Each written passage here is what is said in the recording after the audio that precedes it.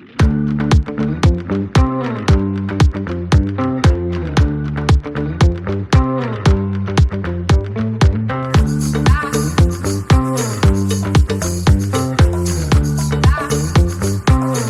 right, welcome back in, everyone.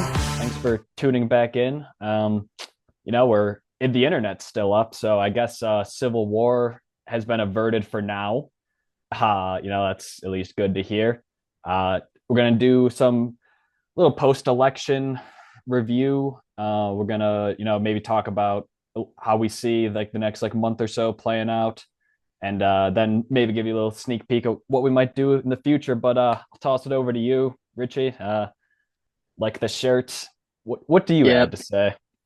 Well, I gotta say, as an undecided voter, I'm indifferent on the results, but for some reason, I've been in a little bit of a better mood the last couple of weeks. But no, I do think I was glad to see Trump win, as I've made clear before, and I think the gambling lines turned out to be right, which I don't know if that was a good guess by the gamblers or if they actually did have the additional data, which I think is probably likely.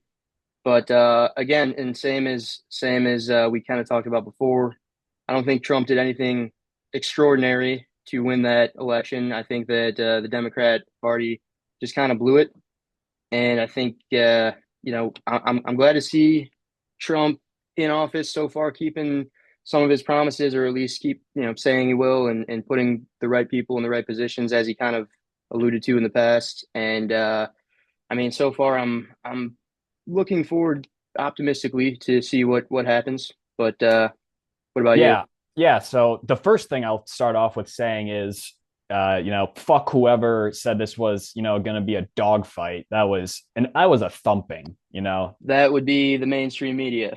Yeah. So that egg on everyone's faces, in the Democratic Party for sure. Like that was an embarrassing result. Did take Trump every swing state when we went through those swing states? Did Trump take the lot? Yeah, he did. Or Yeah, I believe he did is take I think every single Pennsylvania one. now is getting like really really close or some shit. Yeah, flying that's they're another thing too. they're I flying in mean, some votes or something. I don't know, but the fact that we're recording this like 2 weeks after the election and they are still not done counting the votes, that right there is kind of insane. But yeah, on 24 hours after election night, it had appeared that Trump had won all the swing states and the popular vote, which was the surprising. popular vote, that was a thumping in the popular vote too. So what I wanted to say was Trump, the Republican Party now has a mandate from the American people. I think they've won the House and the Senate, and they have the Supreme Court, and they have the presidency. They are now firmly in control, and it's, I guess, time will tell to see what they're going to do with that. We all hope it's going to be for good. Democrats are now talking about how the fascist takeover of our government may be complete, and taste and see, I guess. No, yeah, I agree on that. It is no longer the Republicans no longer have the victim card to play here. They No, have it's they have the power that they've been asking for. they have And to do I now. think they're going Now to is the do time good? to do what they want to do. Now we'll see what they actually want to do. Right. And do I think that they're going to do good? I think so. I hope so. But at the same time, what I'm a little bit worried about on the Republican side, and as someone who finds myself on the Republican side of this election and who is seeing social media, seeing these right wing podcasts and kind of on the right side of Twitter and everything, one thing that I'm seeing, I'm a little bit worried about is, will the Republicans, now that they have all the power, become the people that they claim to be fighting against? And I'm hoping that's not the case, but I'm hearing on some of these podcasts, people are now calling for, oh, okay, we're going to put Matt Gaetz as Attorney General. Time for him to go investigate the Biden administration. And it's like, no, that is what we didn't like. That is what we said was the authoritarian, totalitarian, top down banana republic type government that the other side was running, that we were claiming to be fighting against. They were the ones who were prosecuting their political opponents. I'm seeing people saying, "Oh, we should start banning someone like Destiny from Twitter because he, made some crazy comment." And it's like, no, that is that is what we were. That's been the. I guarantee there's a large chunk of those voters voted for Trump because he was on the side of not banning people from the public discourse and not jailing political opponents and just not playing that kind of bullshit game that we saw the Democrat Party playing. And now that Republicans are in control, I'm just hoping that they don't, turn right around, and whether it's for revenge or just kind of a power high, either way, we got to not be that. Yeah, I was gonna ask you then, like what do you not want to see them do? I think you clarified that pretty well. What would you like to see them do? I guess would be my next question. I mean, I would like to see the Department of Government Efficiency, the Doge. I want to see that in action. As you know, I'm a big Elon fan. I know he's notorious for being one of the most efficient kind of producers uh, of all time, probably, especially when it comes to obviously the private side. I'm hoping he might be able to bring some of those skills to the government. As we talked about before, our federal deficit is one of our biggest problems. And so if we can do something to, start working on that, that'd be good. I do like the RFK getting some power. We've talked about that before too, how the food companies are kind of ripping everyone off, poisoning the food. Maybe could do something about that. I think overall, I'm hoping that it's a bit of a cultural shift as well, where I think part of the vote was not necessarily for Trump or even against Kamala, but it was more against the kind of culture of the cancel culture and the everyone's offended and all that type of thing. And I'm hoping that we kind of get away from that, although I don't see that happening. Yeah, one thing I wanted to bring up was the incumbent party in every single Democratic nation this year lost in their elections, right? I don't really know if this was so much like, oh my God, we need to get Donald Trump in and we need to keep Kamala out. I don't really know if it was that. I just think that people may have seen Kamala, rightly so, as an extension of the old guard, of the last administration. People looking at their pocketbooks saying, what the hell is going on? I need something to change. And, like there's one way I can change it. I can vote for the other party, right? I think that's probably what happened. And it happened across the world, right? We're now seeing like inflation going higher in every single country, like post pandemic, economies around the world struggling a little bit. And I think it was really just more a vote for change than anything else, probably. James Carville, the great, always says it's the economy, stupid. I think that's what it was personally. That's a huge stat, actually. I didn't see that, but Yeah. but that being the case, I mean that I think that proves your point right there that this is not necessarily an American phenomenon that's going on right now. If it's happening around the world, Yeah. I would agree. I don't think it is that Donald Trump, that all of a sudden all these people are huge Donald Trump fans who weren't before. I think it's like you said, the average person not really paying that much attention, but just knows like things aren't going great, so I'm going to vote for the other guy. So that I think that makes a lot of sense. Yeah. Right. Exactly. I don't know if it's like, no, there are the big Trumpers still, obviously, like those people who support him in 2016 and 2020 still supported him. But Democrats lost a huge voting block from last election. And, I think that was like the disgruntled voter essentially at that point. People who either Mhm. stayed home and didn't vote or then flipped their vote. Yep. Yeah, I would agree. And I mean, I gotta say, my number one reason for voting for Trump and the thing that I'm most happy about based on the results is not so much that I'm, super pumped about all of the big policy changes he's going to have. It's more so that I am very happy to see that this was what this really was an election between Donald Trump and, like you said, the old guard, the mainstream media. And after months, I mean, it's just so great coming from someone on the right. It is just so great to see for months the mainstream media called this man like racist Hitler. And then I think he won like 45% of the Hispanic vote. He won more of the black vote than any Republican since like Nixon or something like that. And it was also a big thing about it was going to be a vote about women's rights, which want to talk about abortion, I guess that's kind of a weird way to put it, women's rights. But either way, he won like 46, 47% of women too. So I'm just glad to see that the mainstream media does not have as much control over the minds of the people as they thought that they did. Yeah, that's an interesting take. I clearly don't want to see the media being able to control our thoughts, being able to control the narrative essentially. Um, I guess we'll see, what this new administration is going to have in store. Um, I think some of these appointees are questionable. Did you see Dr. Oz just got appointed today? No, I know I didn't. I haven't been paying attention today. That is okay. What is Dr. Oz doing? Um, uh, Something in like pharmaceuticals, I think. But Okay, I it's mean that's kind of a funny one. I did not see that one. I mean, obviously we knew RFK was going to get one. We knew Elon was going to get it. As far as the other guys, I'm glad to see Tulsi Gabbard. Actually, I'm a fan of her. But as far as the other guys, I don't know much about them.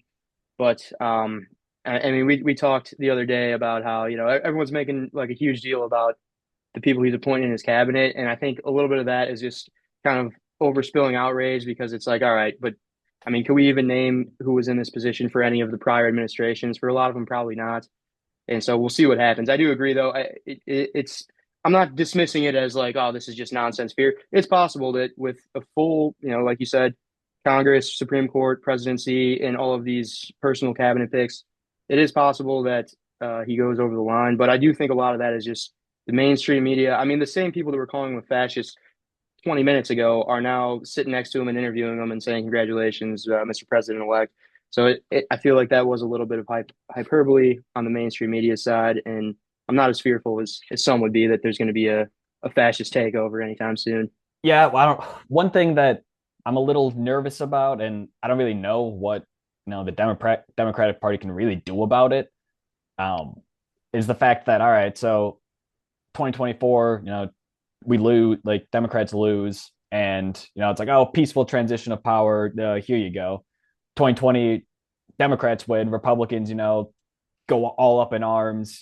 January 6th, whatever. Like I'm kind of feared that like from here on out, it's like, oh, if Democrats win, they just like relinquish power. If Republicans win, it's like absolutely and utterly unacceptable, shocking, can't fathom this. It seems like a little bit of Yeah, a I double mean, standard. January 6th was probably the worst look for the Republican Party that I've ever seen. But the one thing is I will say is that most of the mainstream right wing were not in favor of that. Like I remember when that happened, and I wasn't like publicly talking about politics all the time or anything. But a lot of people that I knew that I was on the Trump side. And I remember being at work when that happened and seeing all of it go down. And even when Trump was just posting all the stuff, saying it was stolen and everything. And I remember feeling like a bit of shame, not like personal shame that I did anything wrong, but just like this was the guy that I'm like, this was supposed to be my team here. And I remember seeing it and being you guys are making us look stupid here. And I think a lot of the right agrees with that. And I mean, I would toss it back to the Democrats on that too. I don't think that's a one-sided issue. I think that the Democrats, like you see, if you were to look at any social media for the couple of weeks after the election, there it was like, all right, let's all just settle down here. You're already seeing a lot of that on the left too, and I feel like you're always going to get those radical extremists. But I do agree that I mean that kind of destroyed Trump's legacy permanently in a way when that all went down because I mean, and now you have a fair point, which is like, all right, is this guy going to give up power this time when it's his time? But Yeah, no, and Democrats, the left is like pounding the drum right now. I don't know if you've seen anything about this. Maybe it's just the fucking propaganda circles that I'm on, saying like, oh, Trump's gonna like try and I don't know which amendment it is, but Trump's gonna try and like revoke whichever amendment it is that limits a president to 2 terms. And that's not even like I don't even think Trump would like want to do that. Dude's like so old. I wouldn't really fear that so much as I would fear, like changing the structure within wherein like it becomes like impossible for like one party to relinquish power that isn't the presidency, or not yeah, even just one guy, just like a continuation of like their guys, like yeah. gerrymandering I the mean, states to all hell so that like it's like an assured victory sort of deal. it's a fair concern, but I would just say, I mean, that I don't see why.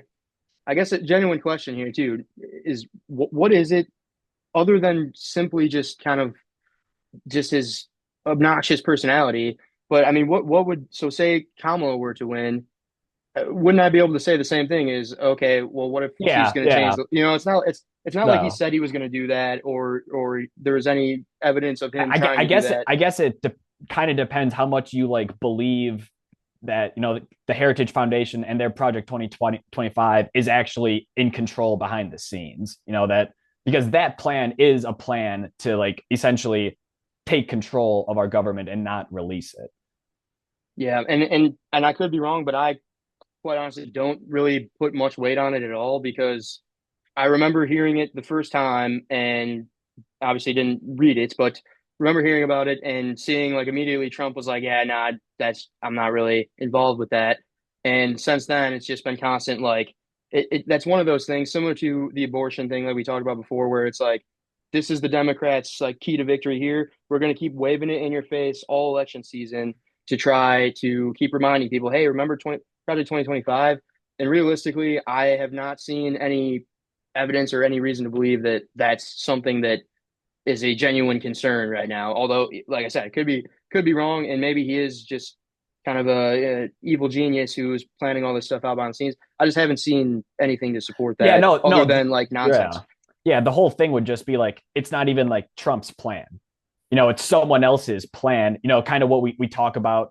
How like super PACs essentially run shit now. It's not really Trump's plan. It's like whoever's whatever like foundational piece of that Republican Party would be, if that would be their plan or not. And who Yeah. knows? Eh, Yeah, no, and that's something. And honestly, I would almost say that like a lot of the Republican Party, how do I wear this? Trump isn't even representative of a lot of the Republican Party. Whereas, like, I think prior to maybe 2012, 2016, maybe 2016, there was kind of this two sides of the same coin where it did seem like there was really just one big party and they had their minor differences, but they were all drinking buddies at the end of the day. And it wasn't until the Trump era where it became like very hostile, which is the worst thing about Trump, but it became very hostile. And I think it's most clear with Trump that, if all of these politicians are all in the same club, kind of Trump's in a different club, it seems like, like the revolving door between the media and the corporations and the politicians and kind of the status quo that was going on.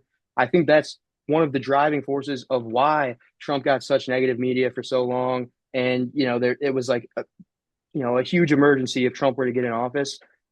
That could be all part of the show, but I would like to hope so. And I guess we'll be able to tell Yeah, this I term mean, whether that's true or not. right. At this point, it's like I said, it's taste and see, right?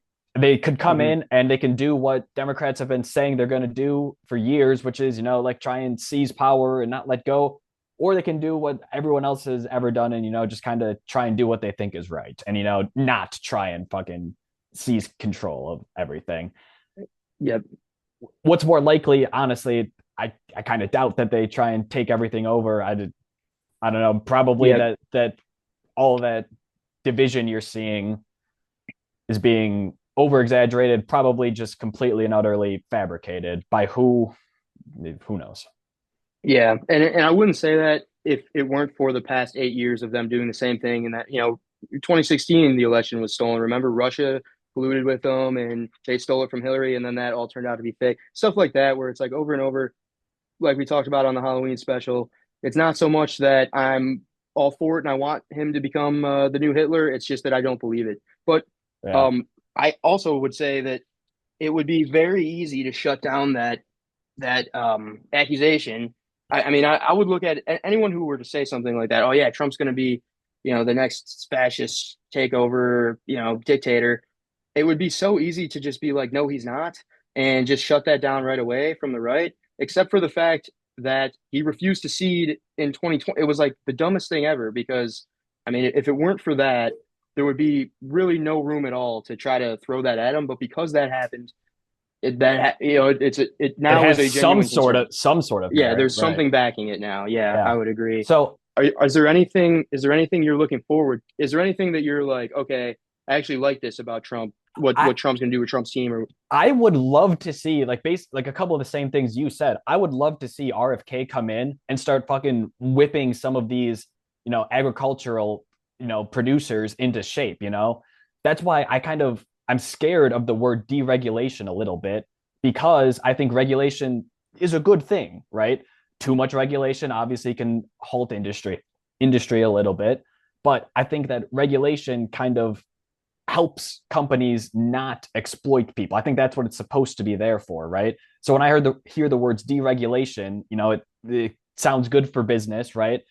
For the most part, I think that sounds bad for the people. But sorry, that wasn't really the question. The question was, what do I look forward to? If RFK goes in, agricultural practices, I would be all for that.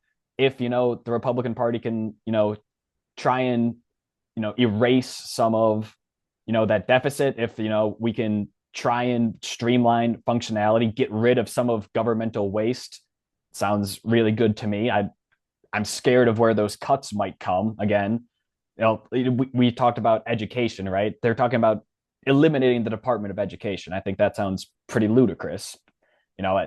Where these cuts might come, I think is what the left fears a little bit.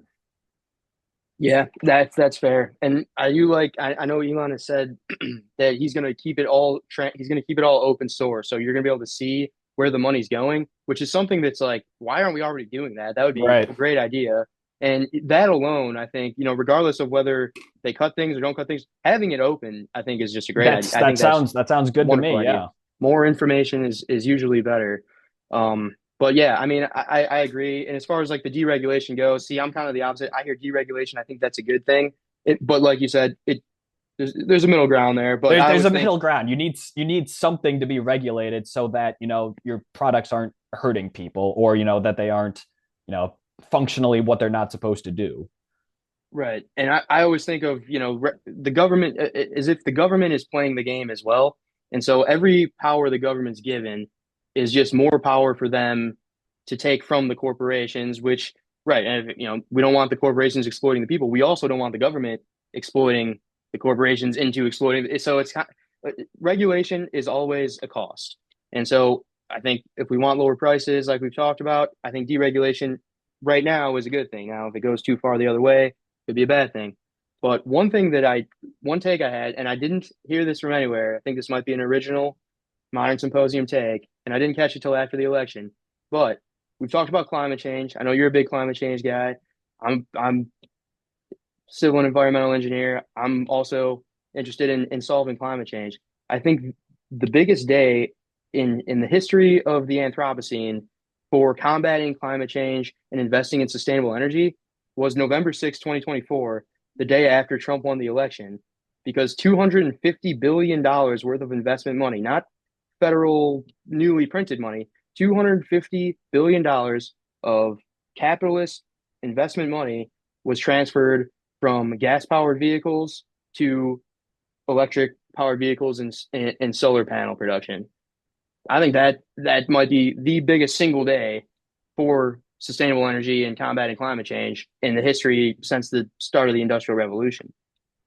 Yeah, that sounds good to me. No, another thing I could look forward to It's is if it's because it's Tesla's because of Tesla, right? skyrocketed. It's Right. kind of the bit of a joke, but it is true though. I mean, it is a sustainable energy company, so maybe we make some progress there as well.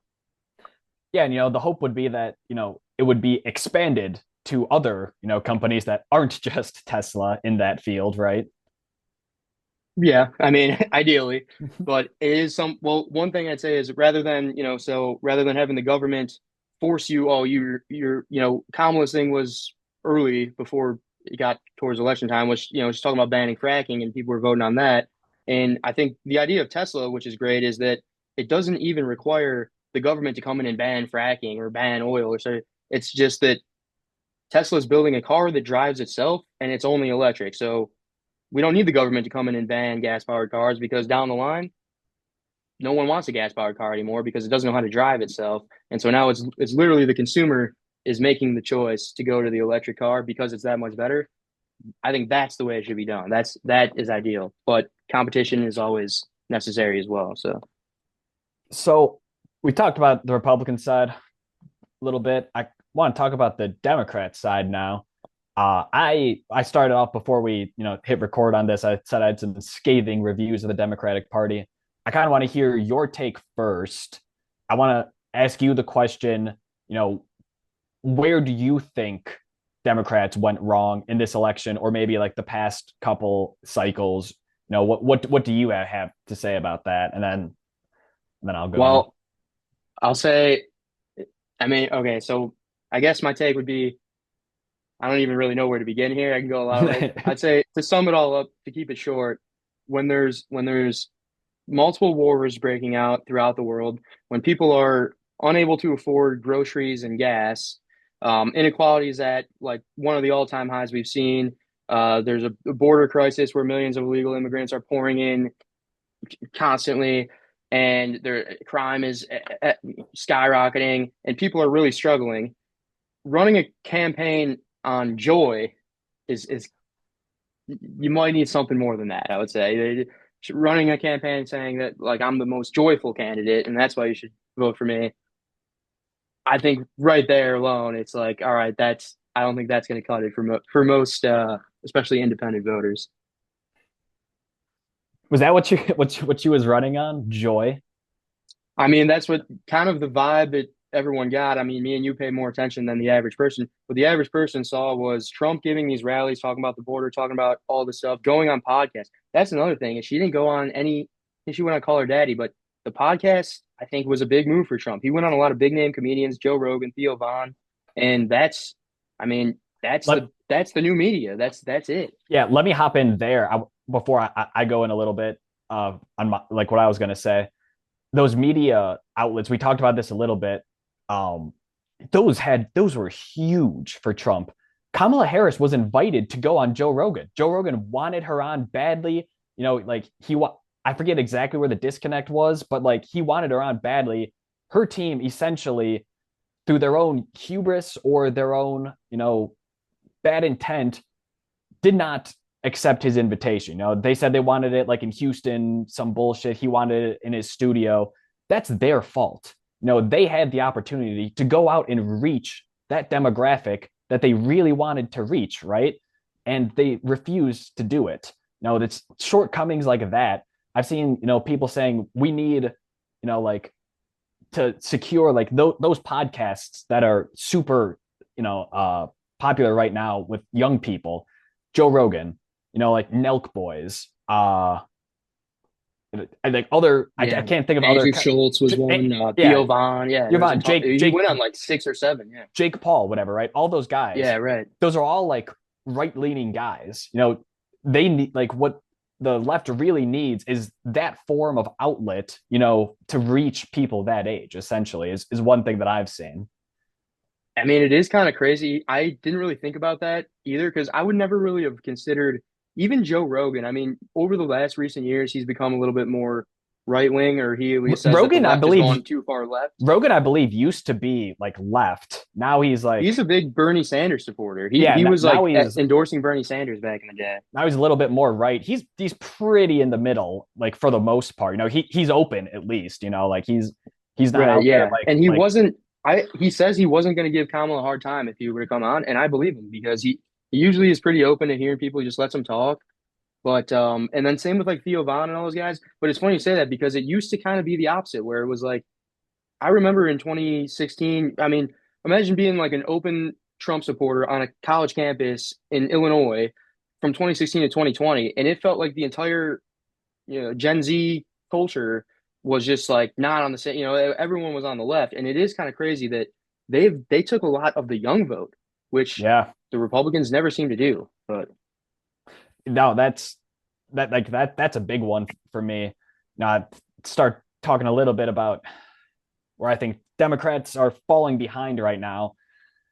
Really, the left is supposed to be the party of the working man, right? Unions are supposed to be, you know, on the left of the political spectrum, right? It's supposed to be like going for workers' rights, the party of the downtrodden, right? That's kind of how it's supposed to shake out a little bit.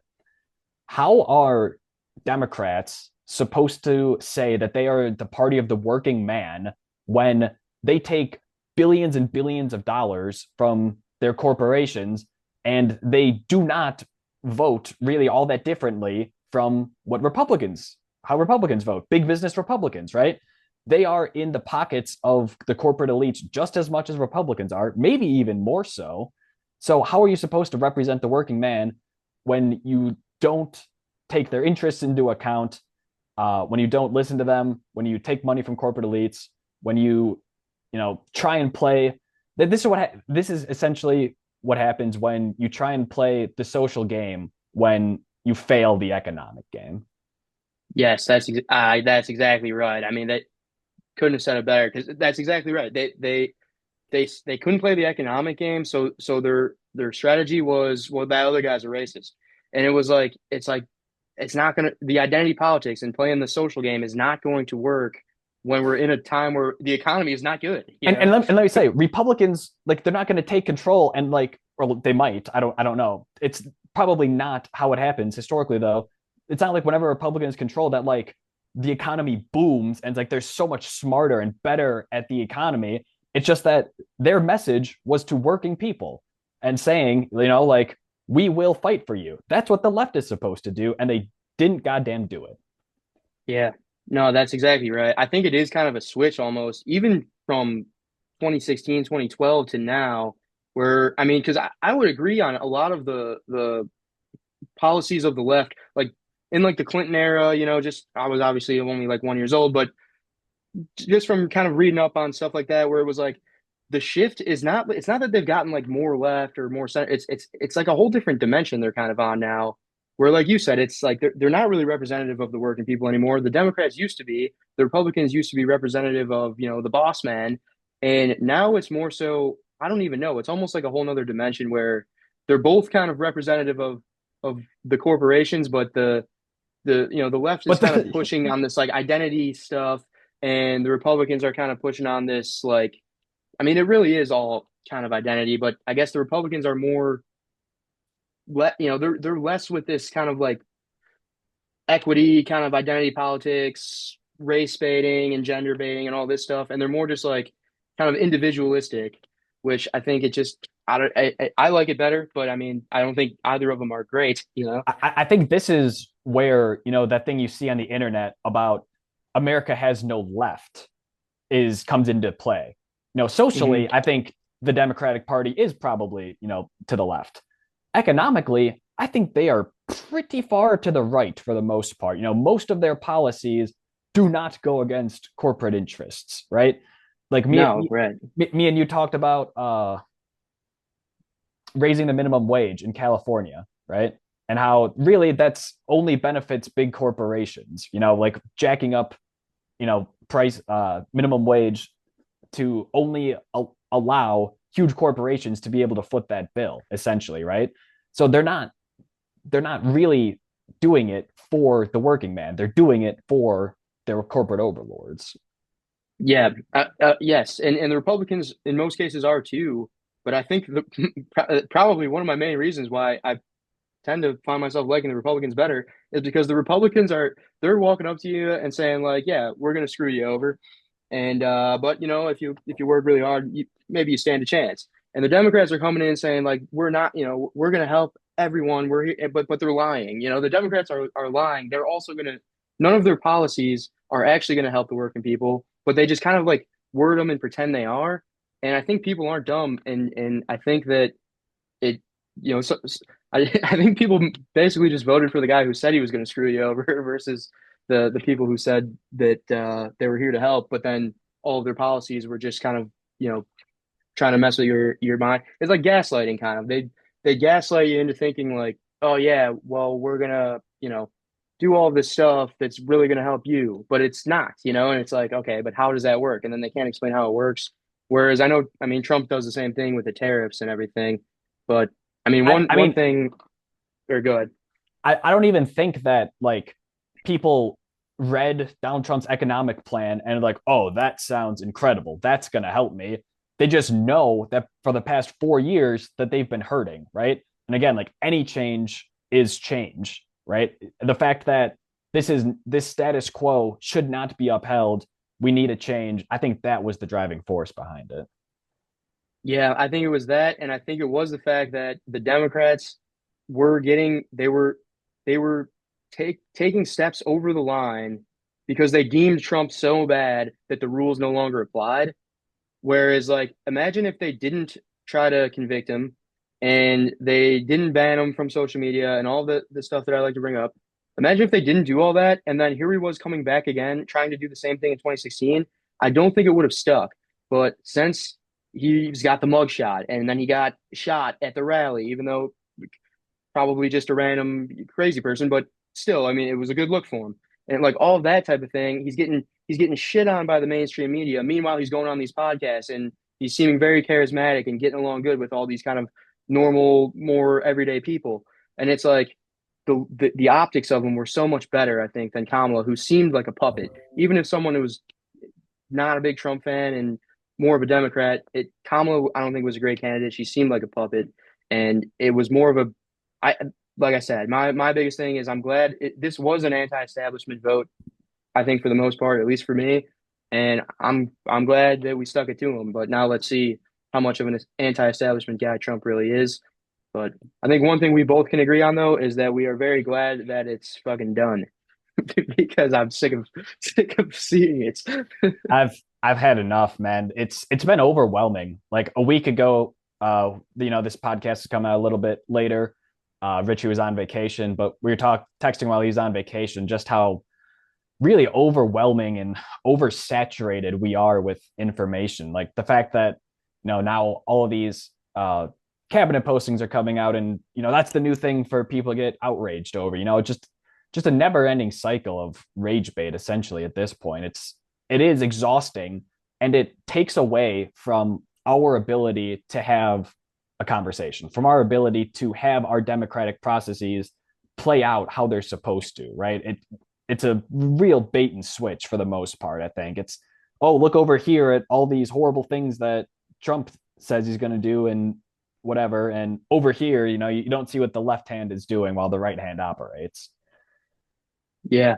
Yeah, no, it is extremely exhausting and overwhelming, especially I mean, normally I enjoy it, but it was just becoming so draining after a while, and that's why I like the idea. So going forward here, we had a lot of episodes about politics during election season. Now that the election's over, what I'm guessing is that in the political spheres for the next couple months at least, if not 4 years, it's going to be a lot of people yelling back and forth at each other, calling each other names. Nothing very interesting. I think we want to switch it up and start looking at what's going on behind the scenes that no one's paying attention to when it comes to things like technology and actual innovations that's happening. Because that's the bottom line is that when everyone's yelling, calling each other fascists, calling each other nonsense names, no one's actually having these conversations and building forward because we're stuck fighting. And I think going forward here, next couple episodes, we can start moving in that route. But Yeah, got yeah, no, about 30 seconds left. If you yeah, well, any last words. I think this wrap up politics for a little bit, most likely. Maybe we'll have to